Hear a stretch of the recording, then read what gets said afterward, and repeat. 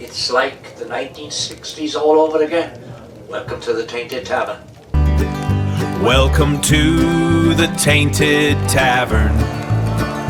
Come sit inside for free.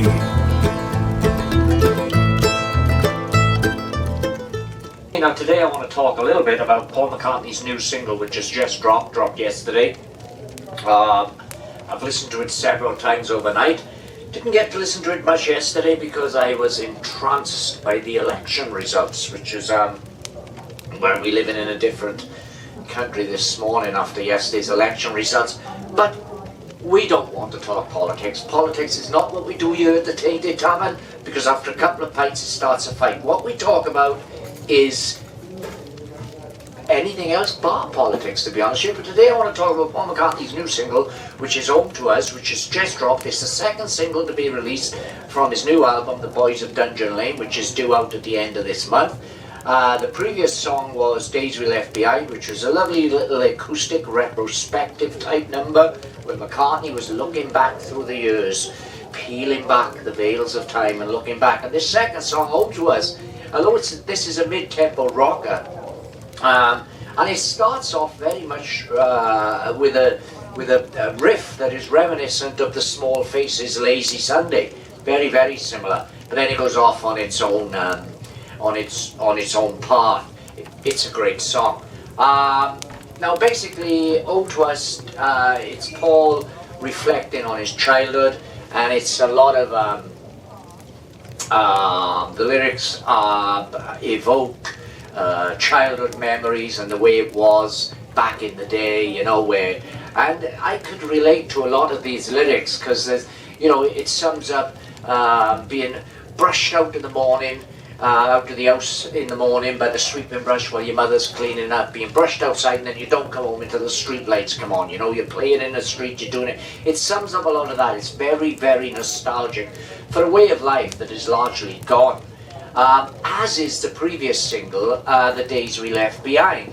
Now, The Boys of Dungeon Lane, I haven't heard it all, although I watched a few videos on YouTube where people were lucky enough to go to a listening party that happened recently. There was one in LA, I believe, but there was also one in Abbey Road in London, and they got to listen to the entire album in the company of Paul McCartney. I don't call him Sir Paul McCartney because I don't know old with all that Sir shit. But Paul McCartney was there, Macca, Beatles, Paul, and he was telling of his influences for each song. So we get an idea that The Boys of Dungeon Lane is going to be very much a nostalgic album.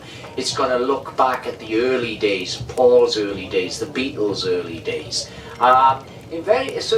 It's very much. I almost get the impression that Paul's sitting there and thinking back over his life, and what a life to think back over. And he probably may have come upon the recollection when Sgt. Pepper's was originally recorded by the Beatles. It was going to be this album that looked back at their childhood in Liverpool. The first two songs recorded for Sgt. Pepper's, although they didn't end up on the album, was John's Strawberry Fields Forever and Paul's Penny Lane, which were very much Liverpool-centric, nostalgic songs looking back at the Liverpool they both once known, even if it was sort of filmed through a psychedelic lens. But it's almost as if McCartney suddenly decided to finish that project he started all the way back in 1966, 67, to make that album reflecting on a Liverpool childhood. And I'm very excited for Dungeon Lane now. I'm really looking forward to this album, and I think this could finally complete the concept that the McCartney and the rest of the Beatles had back in 66, 67 to do this album reflecting on their childhood days. Home to Us, going back to the single, it's a duet with Paul and Ringo, which is nice. It's just nice to, I mean, Ringo's appeared on a lot of Paul's records in the past and vice versa, but I don't think they've ever fully duetted together. So even Mr. Ringo, I don't sign autographs, nor do I answer fan mail. Star, it's great to have him together with Paul on this song, because they are all that remains of the Beatles, these two gentlemen. Overall, I think it's a great song. I do slightly prefer it to The Days We Left Behind. But as I say, these are only on the first few listens of both songs, and the only way I've heard them is streaming through an Alexa or through the internet, through my PC. So I haven't heard them, or I haven't heard the songs yet on a decent hi-fi system to know which one I will prefer over the other in the long term. But I will say that I think Home to Us is immediately more catchy. It's a lovely little song. It just bodes well for, as does The Days We Left Behind. It just bodes well for Paul's new album coming soon, The Boys of Dungeon Lane. I'm really excited for this. I've been a lifelong Beatle fan. I've got everything McCartney's ever done as part of the Beatles, solo. I've even got his classical albums, the Fireman albums. There is nothing I haven't got.